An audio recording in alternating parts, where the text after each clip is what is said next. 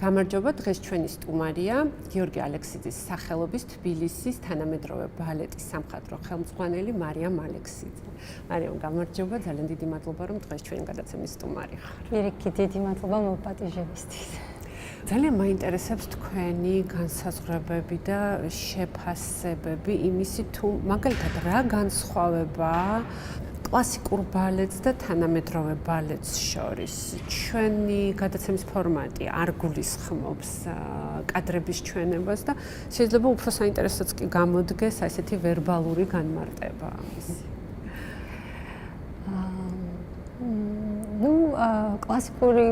ბალეტი ეს არის სრულყოფილი დასრულებული სისტემა. რომელიც ჩემთვის წარმოუდგენელია მუსიკის გარეშე მისი ბუნებიდან გამომდინარე, იმიტომ რომ კლასიკური ბალეტი, კლასიკური ცეკვა არის მოტორული და რაღაც გარკვეულ დროში ვითარდება და მუსიკაც გარკვეულ დროში ვითარდება და ამიტომ ასე ვთქვათ რაღაცნაირად მათ ეს თანასწორი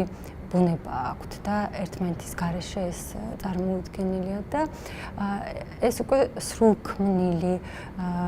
დასრულებული ასე ვთქვათ მიმართულება. მოდერნ ბალეტიც არის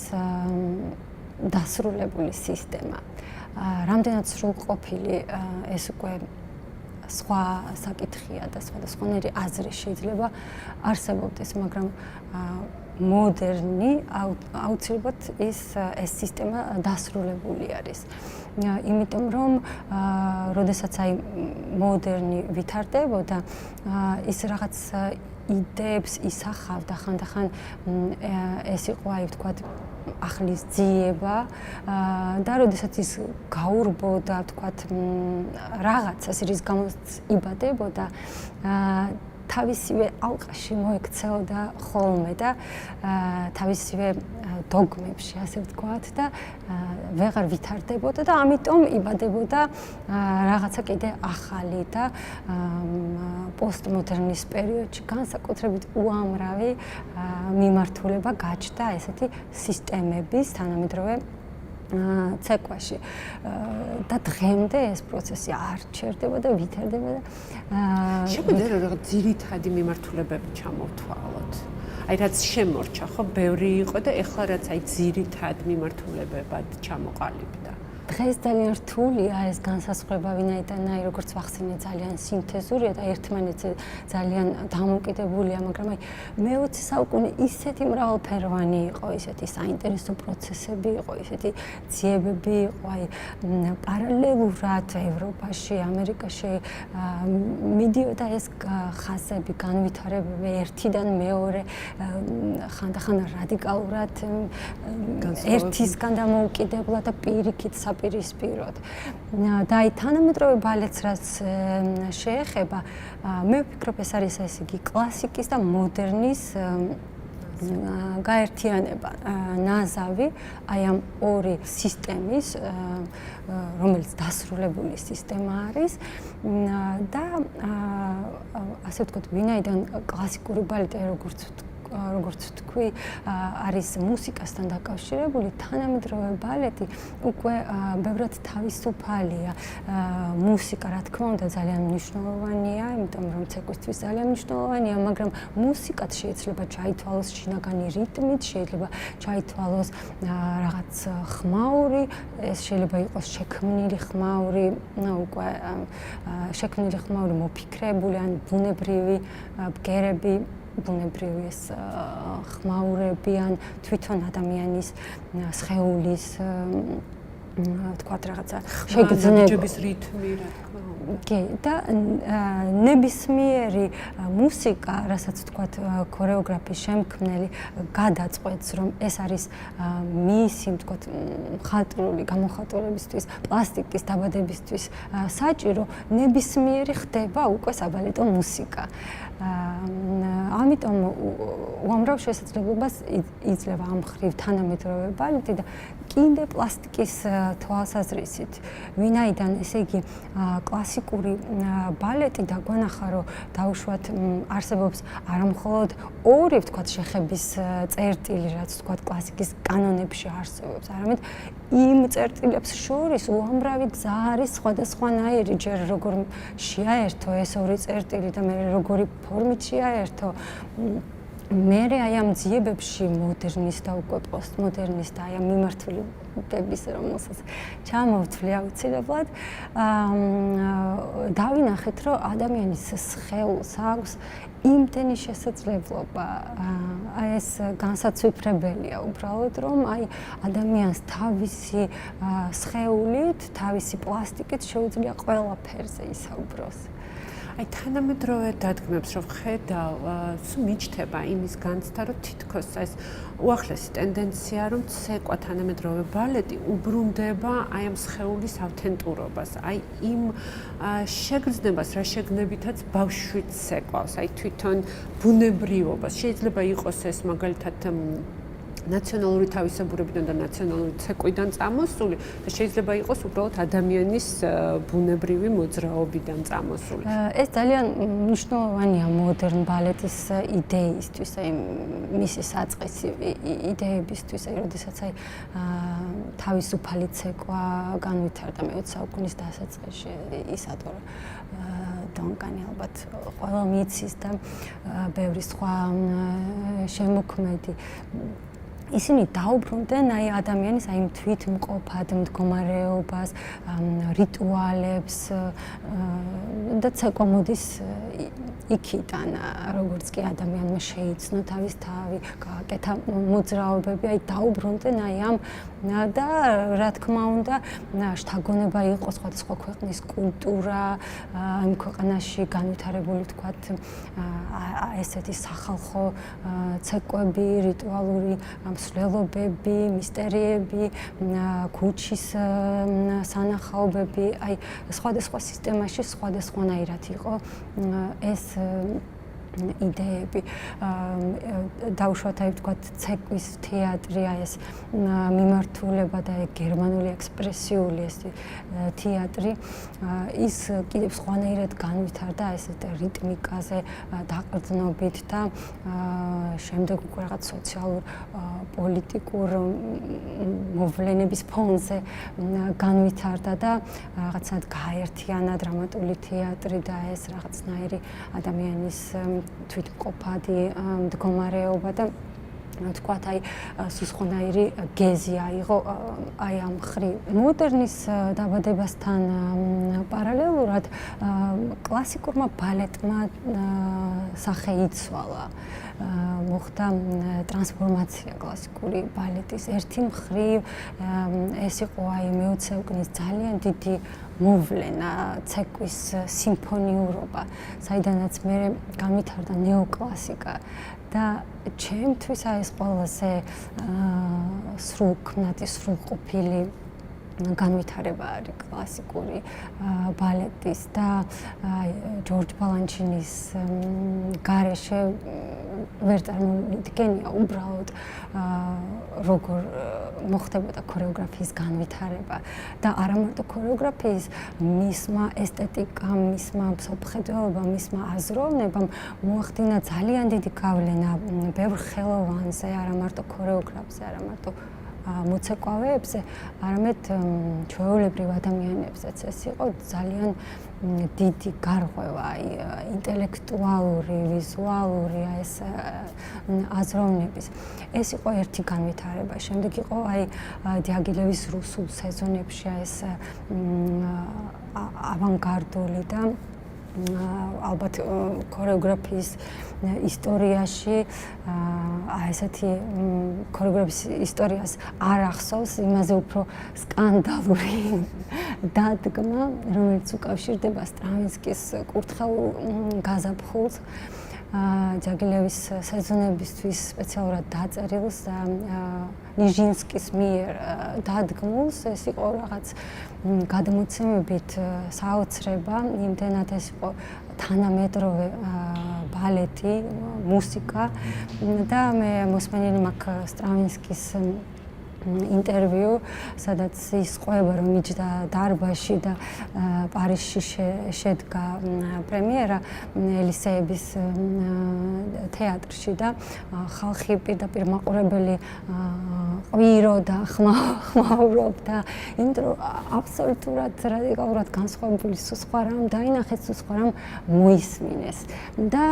სხვათა შორის ეს იდეა ფაბულა იყო დაფუძნებული სწორედ აი ამ რიტუალურ გადაწყვეტაზე, რიტუალზე. ეს იყო მსხვერპლ შეწირვა გადაწყვეტილი ქორეოგრაფიის, პლასტიკის ენით და აი ნიჟინსკისა ეს მინიმალისტური მოძრაობები, ეს განმეორებადობა, რომელიც აი დღეს თანამედროვე ცეკვაში არასი არის გამოყენებული და აქტუალური ეს მინიმალისტური ხერხი, ეს მუდმივი განმეორებადობის და პატარა ეს წვრილი მინიმალისტური მოძრაობებით რაღაც საოცარი ეფექტის მიღწევის და ასე ვთქვათ, აი ქორეოგრაფიული სტრუქტურის გადაწყვეტის კიდე როდესაც აი გუნდი, ვთქვათ, ორი სხვადასხვა გუნდი მოცეკვავების ერთდროულად სხვადასხვა რიტმულ მოძრაობებს აკეთებს და დღეს თანამედროვე ქორეოგრაფები ხშირად მიმართავენ აი ხერხებს, რომელიც უკვე გაკეთებული იყო სხვადასხვა დროს. ეს კიდევ ერთი მიმართულება. შემდეგ ადრეული მოდერნი ევროპაში, საიდანაც დაიბადა ცეკვის თეატრი, ექსპერიმენტული, ექსპრესიული, ესეთი გერმანული თეატრი და ალბათ პინა ბაუში ყველაზე ესეთი ნათელი ყველაზე ესეთი წარმომადგენელია ამ მიმართულების, რომელმაც აბსოლუტურად ყველა საზღვარი თითქოს დაარღვია. არ იყო ბოლომდე თეატრი, არ იყო ბოლომდე ცეკვა და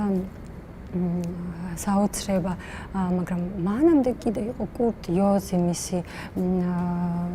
მასწავლებელი და მან ძალიან ესეთი ეტაპური მნიშვნელოვანი დადგმა გააკეთა მწვანე მაგიდა, სადაც ააცეკვა პოლიტიკოსები, თითქოს ეს იყო მაგიდის ირგვლივ მსჯელობა ომზე და ესეთ საკითხებზე და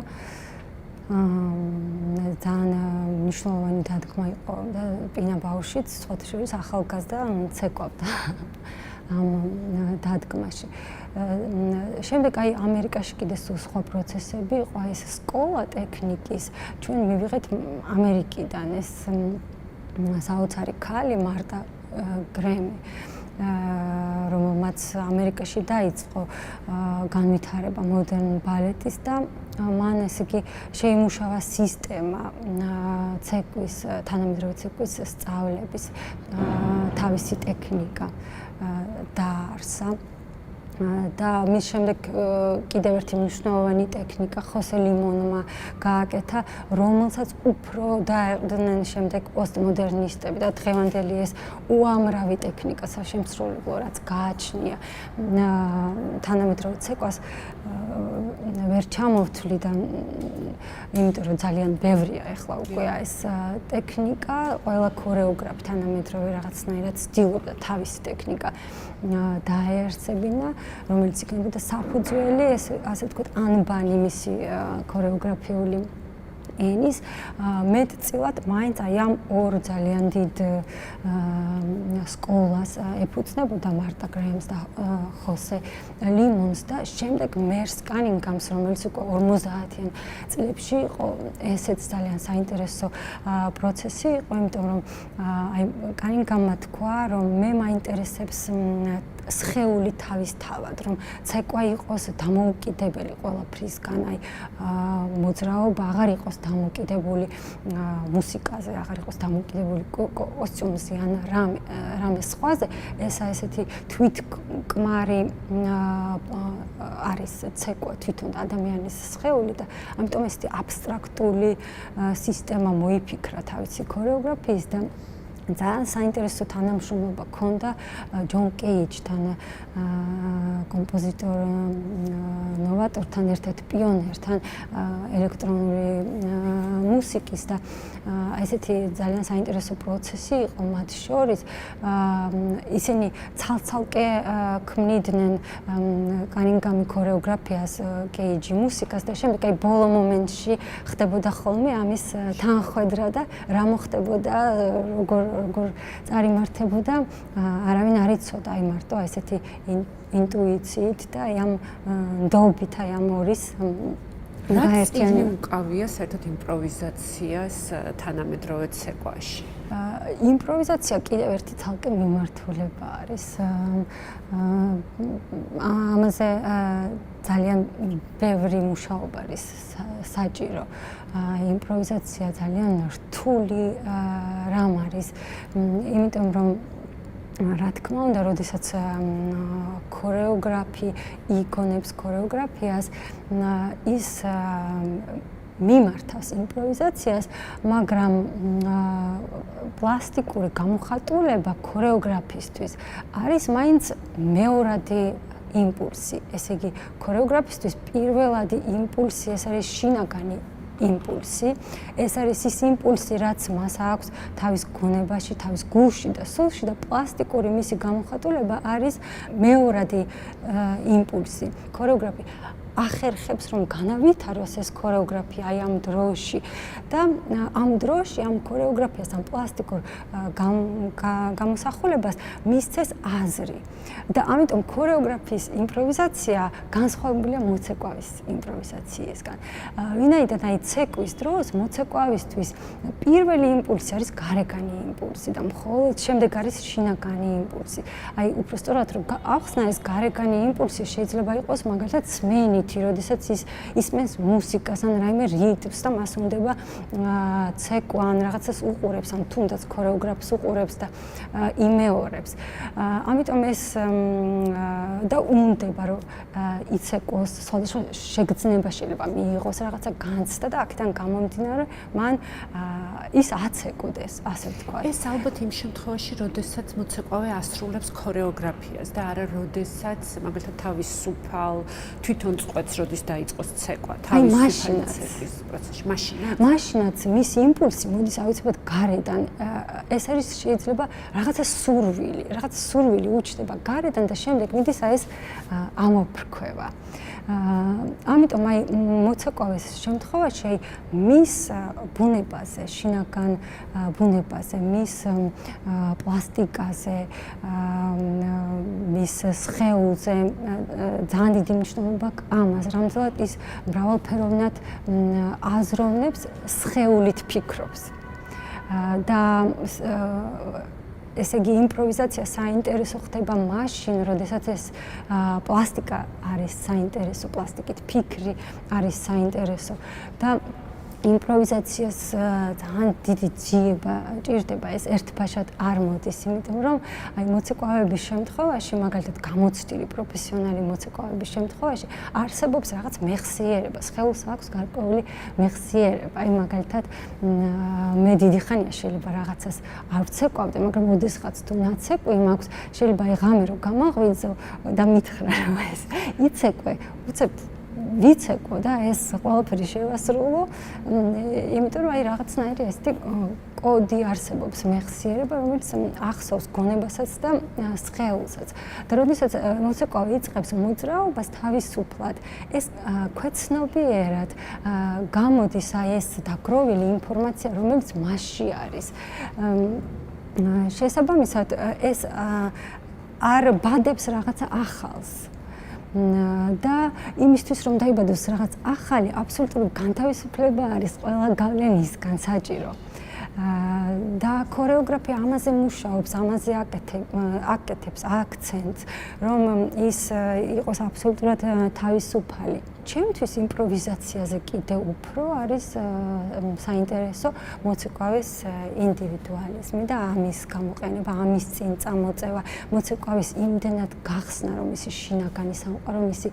ბუნება იყოს გამოყენებული და წარმოჩენილი. ეთანხმებით თუ არა მოსაზრებას, რომ ცეკვა საერთოდ შემოქმედებითი პროცესი არის ერთგვარი თვითშემეცნების და თერაპიის პროცესი.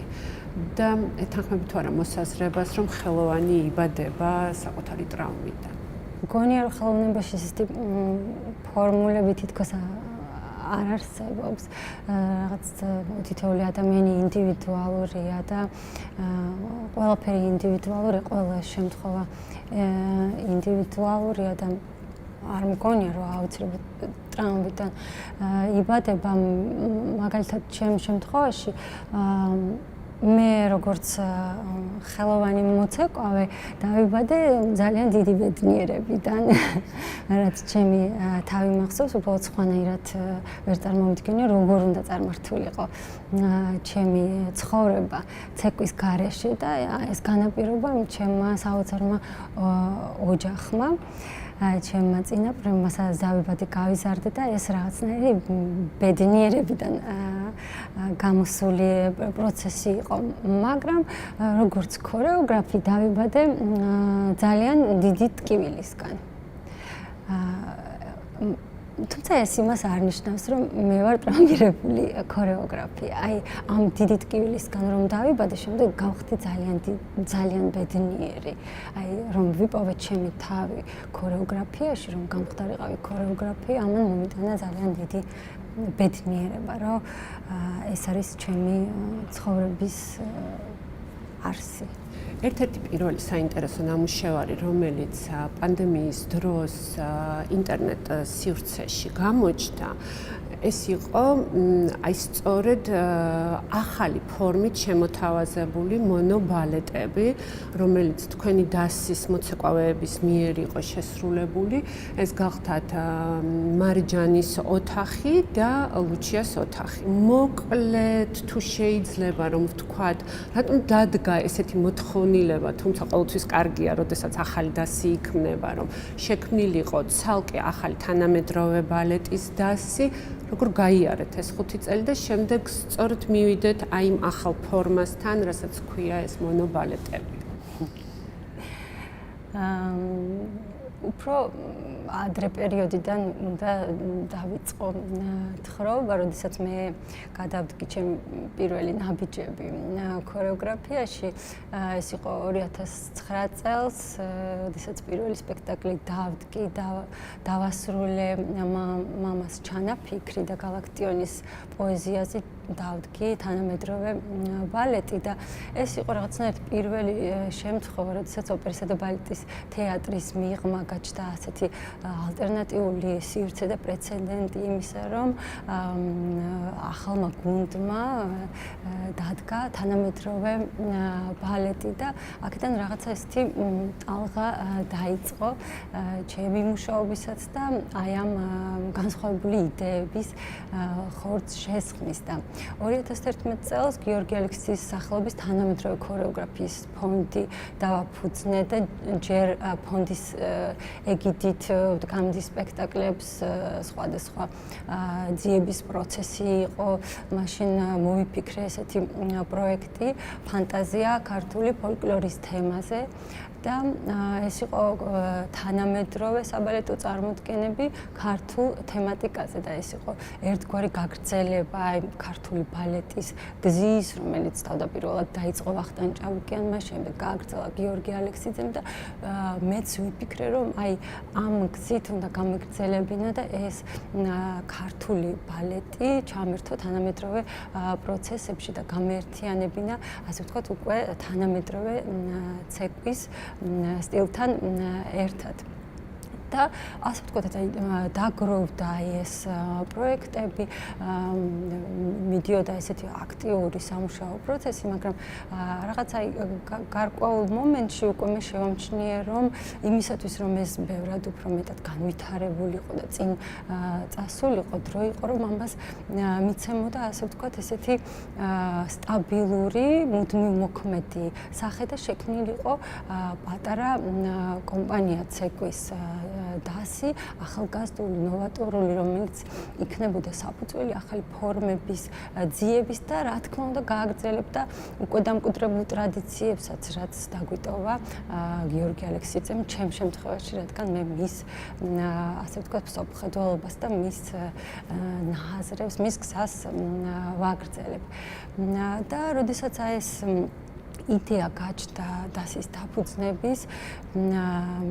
ესე ვთქვათ, ჩემს გვერდში იყო მარინა ალექსიძე, ჩემი დედა, რომელიც გოგი ალექსიძის გვერდშიც იყო მთელი ცხოვრება, მისი თანამოაზრე, თავის დროზე თავად მშვენიერი ბალერინა და ბალეტმაისტერი, მისი ასისტენტი ყველა მის წამოწყებაში. ეს იყო უკვე ძალიან ძლიერი, ასე ვთქვათ, ძალა ჩემთვის, რომ დასი დაფუძნებულიყო და ჩემი იდეები, ეს ჩემი ასე ვთქვათ, ეს ახალი ინიციატივა, თანამშრომლობა დავაკავშირე ძალიან საინტერესო პიროვნებასთან, დავით მაზიაშვილთან, რომელიც არის ფილოლოგი, ლიტერატურათ მცოდნე, მაგრამ აი მრავალმხრივი ნიჭით დაჯილდოებული ადამიანი, არის ჯავახიშვილის პროფესორი, ამავე დროს მომღერალ-მგალობელი შავნაბადაში და ფართოდ მოაზროვნე ადამიანი, რომელთან ერთადაც აი ჩვენ ასე ვთქვათ, თანხვედრა მოხდა ჩვენი ფიქრის, ჩვენი იდეების და ერთად დავგეგმეთ, ასე ვთქვათ, მიმართულებები, თუ როგორ უნდა წარმართულიყო აი ამ დასის სამუშაო პროცესში. ამ ინიციატივას გვერდში ამოუდგა აკადემიკოსი რისმა გორდეზიანი და პროფესორ ვალერი ასათიანი, რომლებიც ჩვენი ოჯახის დიდი მეგობრები იყვნენ და ეს ინიციატივა შევთავაზეთ თბილისის მერიას და მათ ესეთი ძალიან დროული გადაწყვეტილება მიიღეს, განსაზღვრეს, რომ ეს არის პრიორიტეტი იმისათვის, რომ ჩვენ ვიყოთ თანადროულები ევროპასთან მიმდინარე თანამედროვე პროცესებთან და ესეთი მტკიცე გადაწყვეტილება მიიღეს და მერიის პატრონაჟის ქვეშ დაარსდა გიორგი ალექსიძის სახელობის თბილისის თანამედროვე ბალეტი. აი ამ გუნდთან, სადაც მოვიდნენ ახალგაზრდა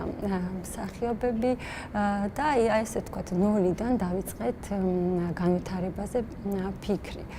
და რა იყო ეს მნიშვნელოვანი მიმართულებები, რაც ჩვენ თავიდანვე დავისახეთ. ესე იგი, პირველი და ძალიან მნიშვნელოვანი ეს იყო გიორგი ალექსიძის ქორეოგრაფიის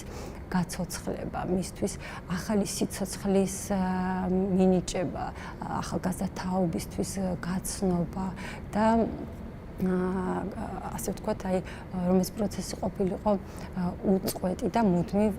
მოქმედი, ძალიან მნიშვნელოვანი. მეორე ეს იყო ჩემს მიერ დასისათვის საავტორო ორიგინალური სპექტაკლების დადგმა და აი ეს ძალიან მტკიცედ დავისახე, რომ ჩვენთან იქნება ასე ვთქვათ, შექმნილი პროდუქცია სპეციალურად ჩვენი დასისთვის ორიგინალური საავტორო დადგმები. რა თქმა უნდა, აი ამ ჩემს საავტორო მიმართულებაშიც არის ბევრი სხვადასხვა ხაზი, ახლა არ დავკონკრეტდები, ქართული თანამედროვე ბალეტის განვითარების გარდა ბევრი სხვა კიდევ მიმართულება. მესამე ეს არის, რა თქმა უნდა, სხვა ქორეოგრაფების მოწვევა დასში და მიერ ასევე დასისთვის სპეციალურად შექმნილი თანამედროვე ბალეტები თუ რა ფორმითაც ისინი გადაწყვეტენ და რა ფორმითაც ეს იქნება ჩვენთვის საინტერესო და დაემთხვევა აი ამ ჩვენ ესთეტიკას და შეხედულებას. მეოთხე ეს არის საგანმანათლებლო პროცესი, რომელიც აუცილებელია, იმიტომ რომ თანამედროვე ცეკვა სულ ვითარდება და მით უმეტეს ჩვენ რაღაცნაირად უნდა დავეწიოთ აი ამ პროცესს ტექნიკური თვალსაზრისით, სკოლის თვალსაზრისით, რომელიც ჩვენთან არ არსებობდა აქამდე ესეთი სწავლების მეთოდიკას გულისხმობ, საშემსრულებლო ტექნიკას. და ამიტომ ეს მუდმივად ვითარდება და ეს საგანმანათლებლო პროცესი მოიცავს განათლებას როგორც დასის შიგნით ჩვენივე მოცეკვავეების როგორც გარეთ, აი უკვე მოზიდვა, ასე ვთქვათ, დაინტერესება ახალგაზრდების გარედან და აუცილებლად სამომავლოდ სასწავლებლის დაარსებაც. და მეხუთე ასევე ძალიან მნიშვნელოვანი მიმართულება ეს ასეთი შემეცნებითი მიმართულება, რაც ასე ვთქვათ, დარგსაც ხელს შეუწყობს პოპულარიზაციაში და ასე ვთქვათ, შეამზადებს მაყურებელსაც, იმიტომ რომ რაღაცნაირად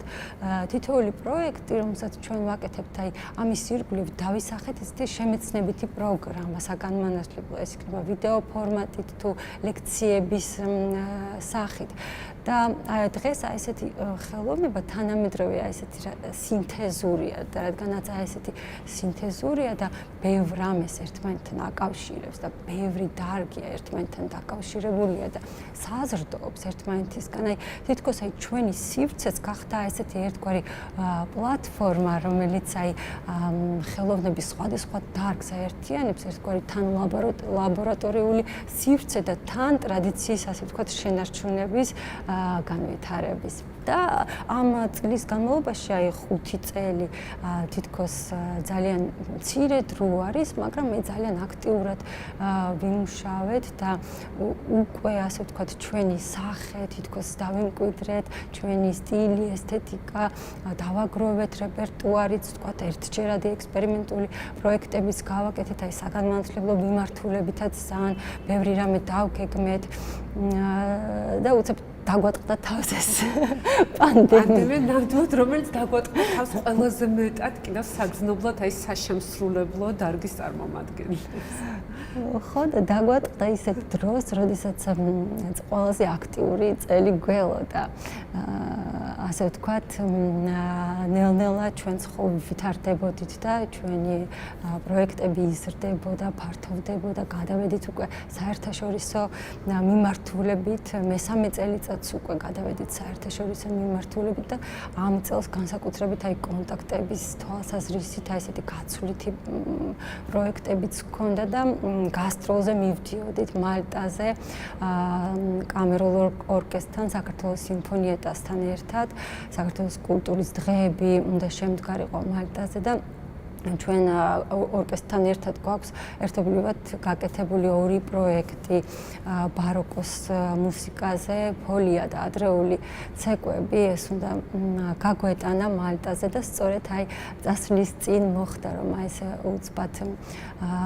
ჩავიკეტეთ და აი ესეთი აქტიური პროცესის შემდეგ უცბად აი ესეთი მოულოდნელი გაჩერება მოხდა და ჩემთვის იყო ძალიან მტკივნეული, თავიდან ძალიან განვიცდიდი არა მარტო იმას, რომ ვთქვათ, ჩვენ უნდა გავჩერებულიყავით, ვიცოდი რომ ეს რაღაც დროებითი ფაქტორი იყო და ამის გადალახვაც შეიძლებოდა. უბრალოდ რაღაცნაირად აი თითქოს აი ჩემი პროფესიით რაღაცნაირად უძლურად ვიგრძენი თავი აი ეს ახალ ამბებში ჩართული და ყველანაირად ვცდილობდი ვთქვათ გამეგრძელებინა ჩემი ეს პროცესი თვით განვითარების, მაგრამ რაღაცა ფიქრები სულ სხვაგან მიდიოდა, რომ რაღაცა უნდა მეთქვა თითქოს ჩემი სათქმელი, რაც დაგროვილი იყო. და ყოველთვის, როდესაც ახალი რაღაც იდეები ჩდება ხოლმე, რაღაც იმპულსები მე და დავით მასიაშვილი ამაზე პირველ რიგში ვსაუბრობთ და აი ჩვენი აი იდეების გაცვლა ხდება ხოლმე თითქმის ყოველთვის რაღაც ურთიერთ თანამშრომლობით აი ამ საუბრის დონეზე ხდება ხოლმე რაღაც მომწიფება, გაგვახსენდა მარიჯანი და მისი ჩანაწერები. და ესე იგი რომ გადავიკითხე ხელახლა ეს ჩანაწერები, ეს არის შემთხვევითი თემები მისი ჩანაწერები, რომელიც 25 წელს დაწერა და 26 წელს დაიბეჭდა ალმანახში ქართველი ქალი ლიტერატურულ ალმანახში ქალი მწერლების და ეს შემთხვევითი თემები, ჩანაწერები არის ძალიან ესეთი ინტიმური ფიქრები, რომელიც ამავე დროს არის ძალიან საზოგადო ფიქრები და ეს რომ წავიკითხე, ეს იყო იმდენად თანამედროვე, იმდენად დროული, იმდენად აი იმ მომენტის სათქმელი, რაც ვთქვათ, ჩემშიც იყო და დარწმუნებული ვარ, სხვებშიც იმ დროს არსებობდა. მარიამ, მარიჯანი არის თქვენი დიდი ბებია, ხო? კი. და სხვათა შორის ბები მარიჯანი ორჯერ ამომიტკა შემოქმედებაში გვერდში, ესე ვთქვათ, მომაწოდა ეს იდეა და ორჯერ გამიწია ესეთი დახმარება. პირველად, როდესაც პირველ სპექტაკლს ვაკეთებდი გალაქტიონის პოეზიაზე, მაშინ მართლა რთული იყო, ეს ძალიან თამამი ნაბიჯი იყო. და რა თქმა უნდა, როგორც ყოველთვის, ალბათ ყველა ხელოვანს აქვს რაღაც ფიქრები რა, როგორ გაკეთდეს, არ არის დარწმუნებული ბოლომდე და სჭირდება რაღაც ბიძგი, შინაგანი ჟინი თუ ეს რომ გადადგას ეს მნიშვნელოვანი ნაბიჯები და ესეთ დროს, ყოყმანის დროს რაღაც ისე მოხდა, რომ შევედი მის ბინაში, სწორედ ამ ბინაში, სადაც დავდგი მე მარიჯანის ოთახი და წარმოვადგინე პანდემიის დროს. შევედი მის ბინაში და ეს შემთხვევით, რაც პირველად ავიღე, იყო ესეთი პატარა წიგნი და გადავშალე და ეს იყო გალაქტიონისგან ნაჩუქარი პოეტს მარიჯანს თავისი ლექსების კრებული. ეს რო გადავშალე, დავწმუნდი, რომ სპექტაკლი უნდა დავდგა. ნიშანი და მე ძალიან მჯერა ამ ნიშნების, ძალიან დაკვირვებული ვარ ესეთი ჯადოსნურ მომენტებს ვაკვირდები ხოლმე და ეტყობა, რომ ვაკვირდები, სულ ხდება ეს ჩემ ცხოვრებაში. აი, ცოტა გადაუხვევ ამ თხრობიდან, თუმცა ძალიან მაინტერესებს, რომ გააგრძელოთ. საერთოდ აი მარიჯანის თაობის ქალების ლიტერატურა და პოეზია რაღაც შთაბეჭდილება მრჩება, რომ თითქოს განდევნილია ჩვენი ლიტერატურული პროცესებიდან. არ არის სათანადოდ შეფასებული, არ არის სათანადოდ გამოცემული და კიდევ ერთხელ მე თავიდან გამოცემული, როგორც მოხდა მაგალითად ზაირა არსენიშვილის რომანის შემთხვევაში, როდესაც მან ახალი სიცოცხლე იპოვა და რამდენი რამე აღმოვაჩინეთ ჩვენ ამ რომანით. რა მოსაზრება გაქვთ ამის შესახებ? იცით რა, მთავარია რომ ეს ხდება და ამის გასაცხლება ხდება, იმიტომ რომ მე ვფიქრობ, სხვადასხვა დროს ყოველთვის ხდება ეს ისტორიულად, რომ გადავხედოთ. აი ჩვენც ალბათ ჩვენს თანამედროვეებს ნაკლებად აღვიქვავთ, შეიძლება ნაკლებად ვაფასებთ, არ ვიცი, რამდენად ეს დაფასება საჭიროა, მაგრამ აღქმა საჭიროა იმისთვის, რომ შევძლოთ ამის მიღება და სხვადასხვა დროს, სხვადასხვა ალბათ იმ მომენტში ცხოვრების მიმდინარეობის გამო რაღაცები იჭდილება ალბათ, მაგრამ მთავარია რომ შემდეგ ის არ იკარგება და ამ შემთხვევაში აი მარიჯანიც რაღაცნაირად აი ახლა როგორც მოხდა მარიჯანის ოთახში აი ამ თემის გაცოცხლება აბსოლუტურად შეიქმნა ახლებური ფორმით გადააზრებაც მოხდა მართალია მისი მხოლოდ ერთი ესე ვთქვათ ესესი ჩანაწერების მაგრამ აი მე რაღაცნაირად ბოლო დროს ვატყობ რომ ახალგაზრდობა ძალიან დაინტერესებულია მარიჯანით მისი პიროვნებით და ეს რაღაცნაირად ბრუნდება და ალბათ ყველაზე მნიშვნელოვანი ეს არის ამ შემთხვევაში. მართლა ძალიან ზუსტად აღნიშნეთ, რომ სწორედ ძალიან თანამედროვეა მისი ნაფიქრი და მისი ნააზრევი, მას ეკუთვნის სიტყვების ამბობს, რომ ადრე ადამიანები ძლიერები იყვნენ და ისინი ქმნიდნენ ეპოქას და ახლა პირიქით არის ეპოქა ქმნის ადამიანებს და აბსოლუტურად ზუსტია კიდევ ლიტერატურასთან მიმართებაში ის რასაც ამბობს რომ ახალი წიგნები არ იწერება ძველი კანონებით. რამხელა თავისუფლება, შემოქმედებითი თავისუფლება უნდა ჰქონდეს ხომ ადამიანს რომ ასეთ დასკვნამდე მივიდეს თვითონ. ძალიან საინტერესოა. ის ფორმა რა ფორმითაც აი ამ ჩაკეტილობის დროს თქვენ აჩვენეთ ეს მონობალეტი. კიდევ საინტერესო იყო იმით, რომ ეს ინტერნეტი არ იყო მხოლოდ საშუალება. ეს იყო უკვე მოძებნილი ფორმა და ამით იყო ძალიან მნიშვნელოვანი შემდეგ ძალიან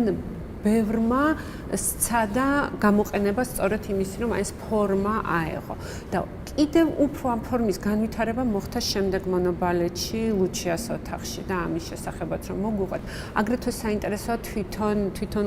ლუჩიას პერსონაჟი, როგორც თავიდან ბოლომდე მისი ცხოვრება ერთი დიდი განდევნილი შინაარსია, როგორც თავისი ბიოგრაფიით და თავისი ცხოვრების წესით, რომელმაც ფაქტობრივად 50 წელიწადზე მეტი იზოლაციაში იცხოვრა. იცით რა, აი ეს იდეა რომ გაჩნდა.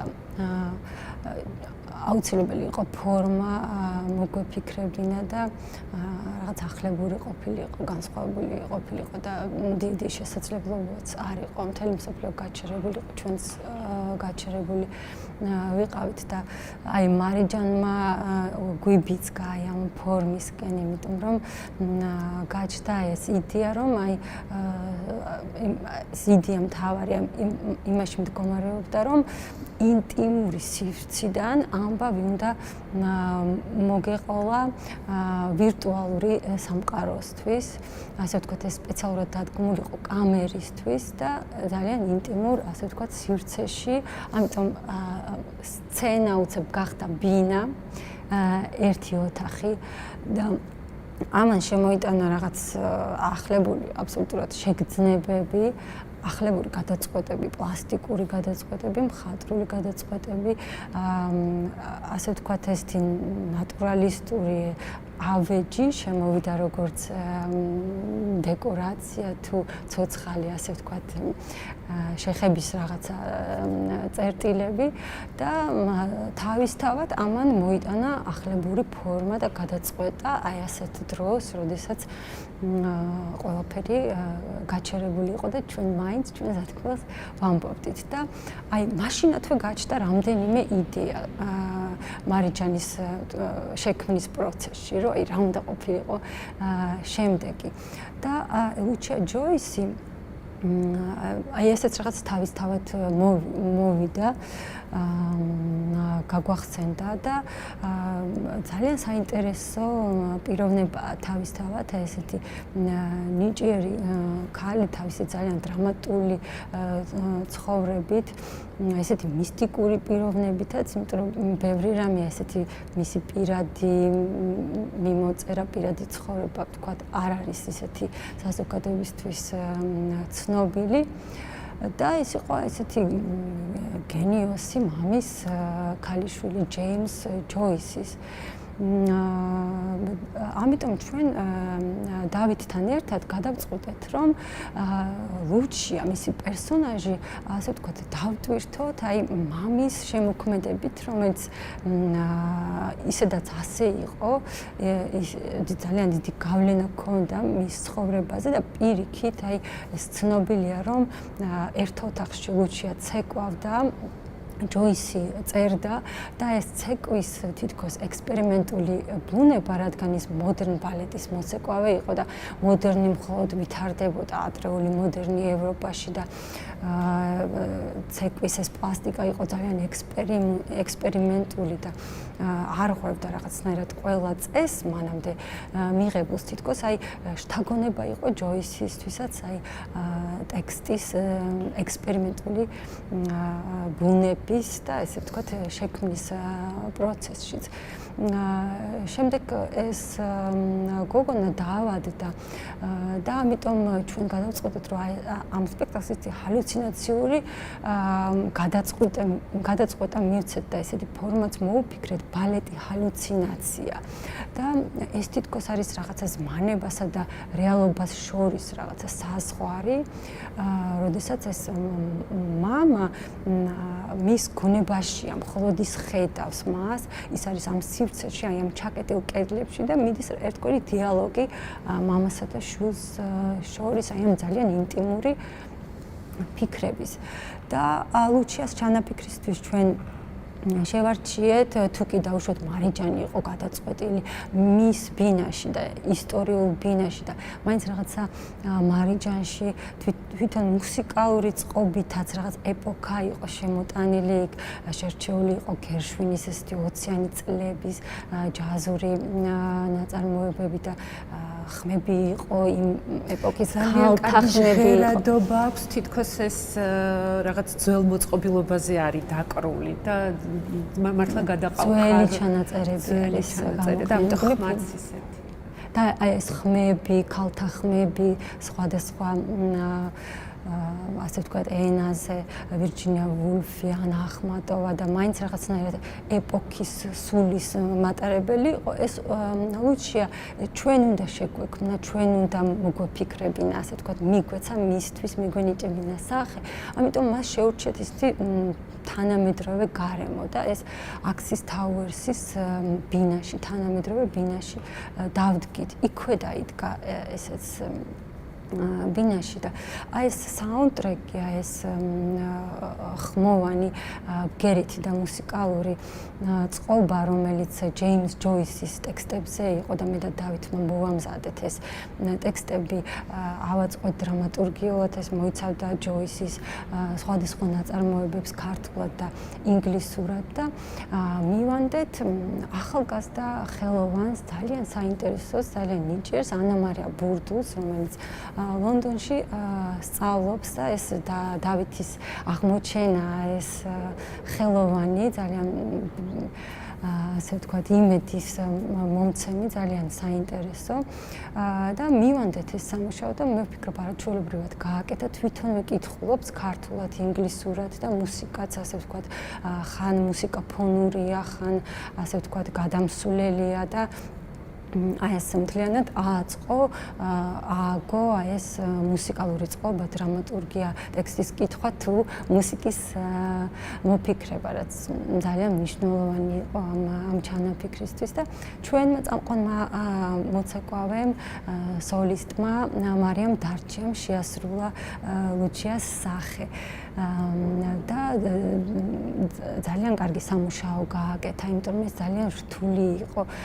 მოკლედ რო გქონდა ამისთვის აბსოლუტურად განსხვავებული მცდელობა იყო ბინაში, 4 კედელში, სულ სხვანაირი პლასტიკა წამოვიდა, რაღაცნაირად ძალიან ბევრი იყო მის იმპროვიზაციაზე დაფუძნებული, რასაც ვთქვათ, ადრე მაინდა-მაინც არ მიმართავდი ხოლმე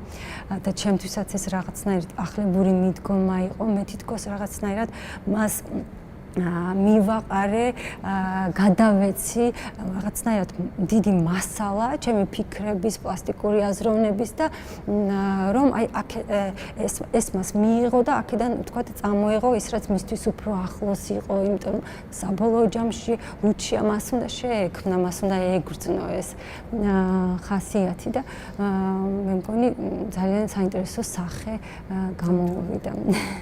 აი მარიამ ახსენეთ მთლიანად მიმდინარე პროცესებიდან დაწევა უნდა დავეწიოთ, როდესაც დავსქმიდით და არის თუ არა იმის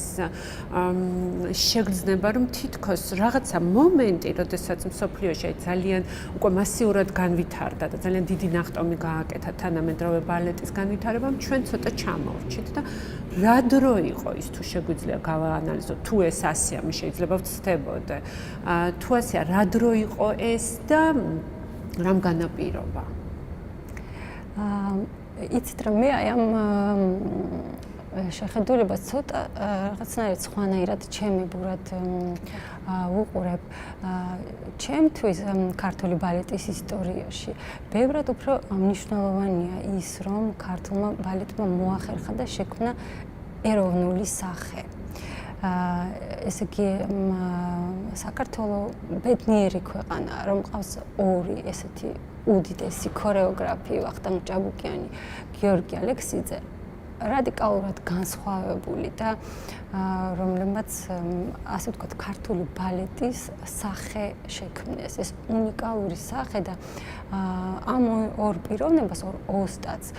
ხელოვანს, შემოქმედს ჰქონდა ის უნარი, რომ ესე ვთქვათ, ეს დარგი ექცია ქვეყნის ფასეულობად და წარმოეჩინა ეს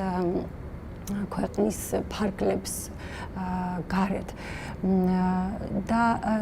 ჩემი აზრით აქედან გამომდინარე ეს პროცესი არ იყო დაგვიანებული, ვინაიდან აი მგონია რომ მაინც ესეთი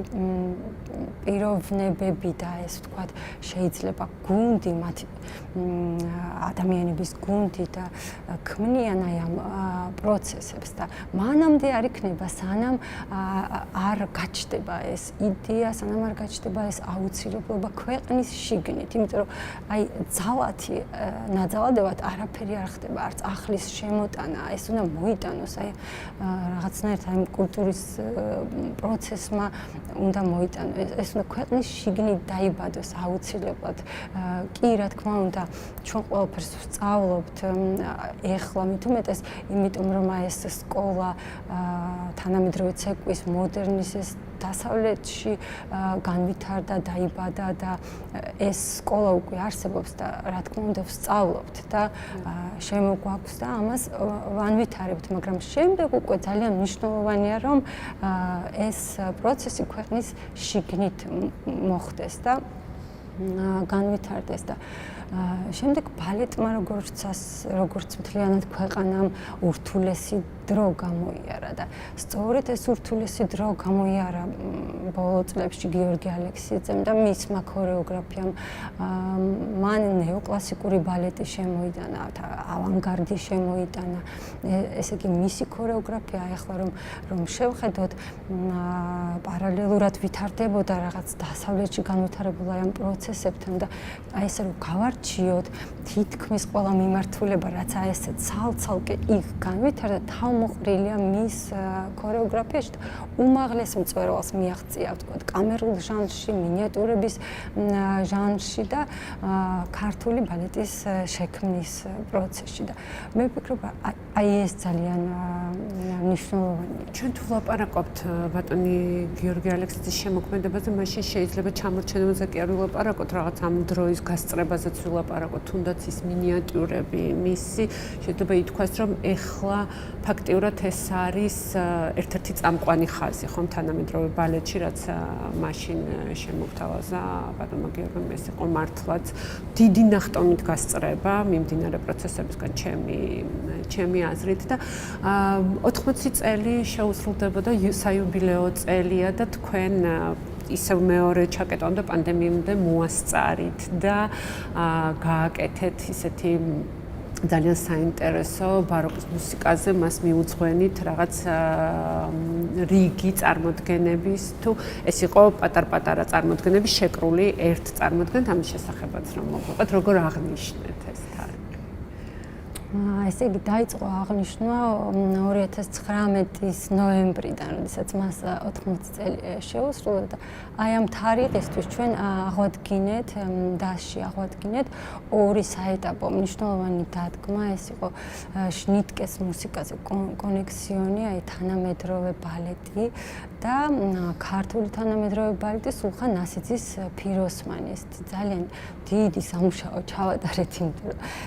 ძალიან რთულად აღსადგენი სპექტაკლები იყო, ტექნიკურადაც ძალიან რთულად შესასრულებელი და ჩვენმა დასმა გაართვა თავი აი ამას, ეს მნიშვნელოვანი საღამო შედგა რუსთაველის თეატრში და შემდეგ იყო დაგეგმილი, რომ მთელი წელი მიეძღვნებოდა ამ 80 წლის აღნიშვნას და ძალიან ბევრი პროექტი იყო დაგეგმილი. მათ შორის იგულისხმებოდა უკვე პირველად დასში სხვა ქორეოგრაფების მოწვევას და მე გადავწყვიტე რომ მომეწვია ილიკო სულხიშვილი და ანასტასია კადრულოვა. ანასტასია კადრულოვა გიორგი ალექსიძის უკანასკნელი მოწაფეა. ორივე ესეთი თავისებური თვითმყოფადი ქორეოგრაფი, რომელიც დაასისთვის დადგავდა თავის საავტორო სპექტაკლებს და მიუძღვნდა აი ამ თარიღს გიორგი ალექსიძის. ილიკო სულხიშვილმა დაიწყო დადგმა იანვარში. გააკეთა ასე ვთქვათ თავისი პირველი ნაბიჯები, მცდელობები შეკრა ასე ვთქვათ და შემდეგ პრემიერა უნდა შემდგარიყო გაზაფხულზე, ანასტასიაც უნდა ჩამოსულიყო და დასთან ემუშავა და აი პანდემიამ სწორედ ეს შეაჩერა. შემდეგ იყო ძალიან მნიშვნელოვანი ლაბორატორია დაგეგმილი ქორეოგრაფიის. ჩვენ ვაპირებდით რომ გოეთეს ინსტიტუტთან ერთად გაგვეკეთებინა ესეთი ახალგაზრდა ქორეოგრაფების ვორქშოპი, მოგვეწვია ახალგაზრდა ქორეოგრაფები მთელი მსოფლიოდან, ჩვენ დასთან განახორციელებდით ასე ვთქვათ თავისი ცდები, ექსპერიმენტები, ასეთი ლაბორატორიული პროცესი შეგვექმნა მათთვის ჩვენივე დასის ბაზაზე და აი ესეც ვთქვათ გადაიდო ეს აუცილებლად შედგება იმიტომ რომ აი ვფიქრობ რომ ჩვენი დასი ასევე უნდა იყოს ხელშემწყობი პლატფორმა იმისთვის რომ ვიპოვოთ ნიჭიერი სახეები და მათ მივცეთ ასე ვთქვათ განვითარების საშუალება და წარმოჩენის საშუალება და ვთქვათ თავდაპირველად შეიძლება ეს იყოს საგანმანათლებლო მიმართულება ვორქშოპი ესეთი სამუშაო ლაბორატორიული პროცესი მაგრამ აი აქ შეიძლება 10-დან 1 ისეთი ვთქვათ ნიჭიერი აღმოჩნდეს, რომელსაც მე დასშიც მოვიწვევთ და ის დადგამს საავტორო სპექტაკლს და ასე ვთქვათ ეს რო იყოს სივრცე აი ამ აღმოჩენების და წახალისების და შესაძლებლობების მიცემის და ეს აუცილებლად განხორციელდება როგორც კი ჩვენ დაუბრუნდებით ჩვენ სამუშაოს. და იყო ჩაფიქრებული ესეთი მნიშვნელოვანი კონფერენცია, რომელიც მიეძღვნებოდა გიორგი ალექსიძეს და შედგებოდა საუბარი ამაზე, იმიტომ რომ ხანდახან ეს საუბარიც ძალიან მნიშვნელოვანია, ეს ჩვენი მიმართულება შემეცნებითი, რომელიც უფრო არის, იმიტომ რომ ეს ქორეოგრაფია მაინც ისეთი ჩუმი პროფესია არის და აი გიორგი ალექსიძემ ერთხელ თქვა, რომ აი მე დავარღვიეო ბალეტის მოცეკვავის აი ეს სიჩუმეო და დავიწყე მსჯელობა პროფესიაზეო, დავიწყე ფიქრი ჩემს პროფესიაზეო და ამაზე საუბარიო და ამის შედეგად გააკეთა თავისი ჩანაწერები და რაღაც არაჩვეულებრივად აქვს გარჩეული ქორეოგრაფიის პროფესია, მისი დანიშნულება, სხვადასხვა გზები, რომელსაც თავი მოუყარა თავის ჩანაწერებში და აი გამოვეცით აი ეს არაჩვეულებრივი წიგნი გიორგი ალექსიძეა და ძალიან უხდება ჩვენ სტუდიას. ეს არის საჩუქარი თქვენთვის და აი ეს უნიკალური წიგნი მოიცავს აი მის ნააზრევს, შემდეგ მარინა ალექსიძემ წლების განმავლობაში ამაზე იმუშავა, მოუყარა თავის სხვადასხვა საუბრებსაც, მის საუბრებსაც თარგმნა ეს რუსულიდანაც და აქ შეფასებებიც არის მისი კოლეგების, თანამოაზრეების ბოლოში და მარინამ უკვე თავი მოუყარა განსხვავებულად. თორე თვითონ გოგიმ იმუშავა ამ წიგნზე. მოვახერხეთ და სეზონი გავხსენით ჯანაშია სახელობის ეროვნული მუზეუმის ეზოში, სადაც აი გიორგი ალექსიძის ქორეოგრაფია ვაჩვენეთ და კიდევ ერთხელ დავწმუნდით, რომ მისი ქორეოგრაფია ყველა დროში, ყველანაირ სივრცეს ერგება და თანამედროვეა. ასევე პირველად ვაჩვენეთ ფსალმონი გიაყანჩელის მუსიკაზე მის მიერ დადგმული ესეთი კონცენტრირებული ფორმის თანამედროვე ბალეტი და მინიატურები, რომელიც ადრეც ჰქონდა რეპერტუარში და მოვამზადეთ სპეციალურად სეზონის გახსნისთვის. და აი თქვენ მკითხეთ აი ბოლო ვიდეო პროექტის შესახებ, რომელიც ნეობაროკოსთან იყო დაკავშირებული. აი ჩვენ უკვე 3 წელია ბაროკოს ფესტივალთან თანამშრომლობთ, საქართველოს სიმფონიეთასთან თანამშრომლობთ და ეს ძალიან მნიშვნელოვანია ეს ჟანრის ბალეტი, როდესაც მუსიკა და ბალეტი ერთ სიმაღლეზე არის და ერთდროულად არის წარმოჩენილი ერთ სივრცეში და ეს მუსიკისა და ქორეოგრაფიის კავშირი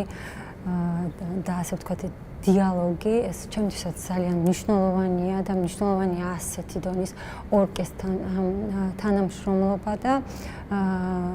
წელს დაგეგმილი გქონდა რომ გიორგი ალექსიძის დაადგმები რომელიც მას ბაროკოს პერიოდის კომპოზიტორებზე აქვს დადგმული გაგვეცოცხლებინა ორკესტრთან ერთად და რადგან ეს არ გამოგვივიდა ვიფიქრეთ რომ ვინაიდან ყოველ პროექტში როდესაც ჩვენ რაღაცას ვიწყებთ ისედაც ვაკეთებთ ასე ვთქვათ შემეცნებით მიმართულებას გეგმავთ გადავწყვეტეთ რომ აი ესეთი ახალი ფორმით წარმოგვეჩინა თან მე მომეთხრო ამის შესახებ და თან გვეჩვენებინა ესეთი სამუშაო პროცესი ხშირად მაყურებლისთვის ძალიან საინტერესო არის ხოლმე აი რა ხდება რეპეტიციაზე როგორ გამოიყურება რეპეტიციაზე ვთქვათ და მე როგორ გარდაისახება ეს უკვე სცენაზე კოსტიუმირებული შეკითხვა თეთრი ყუთიდან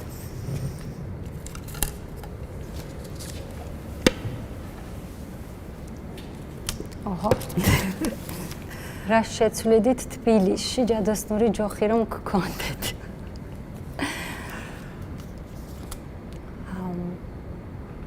მე ძალიან მიყვარს თბილისი. და მიყვარს ყველანაირი თავისი დადებითი მხარეებით, თავისი ნაკლებით და ვფიქრობ რომ ჯადოსნური ჯოხი ერთგვარად მე ხშირად მიჭირავს რაღაცნაირად ესე გამოდის ქორეოგრაფიის შექმნის პროცესში და ამიტომ მგონია რომ ყველა ადამიანმა უნდა აკეთოს თავისი საქმე და აი რაც ხელმწიფება რაც უყვარს და რისი რა განათლებაც აქვს, რისი ინტელექტიც აქვს, რა ენერგიაც აქვს და აუცილებლად უნდა ყველა მიპოვოს რაღაცნაირად თავისი გზა და განავითაროს და მაშინ ეს ჯადოსნობები ამ შემთხვევაში მოხდება არა მარტო თბილისში, არამედ მთლიანად ქვეყანაში და თითოეული ადამიანის სივრცეში თვით განვითარების და თვით განვითარება ეს ძალიან მნიშვნელოვანი არის ეს პროცესი რომ ადამიანი მუდამ იყოს გახდეს უკეთესი და აი ამაზე იზრუნოს რომ პირველ რიგში თვითონ გახდეს უკეთესი და როდესაც აი თვითონ მთელი ცხოვრება იმუშავებს იმაზე რომ გახდეს უკეთესი რა თქმა უნდა მის ირგვლივ ყველაფერი გახდება უკეთესი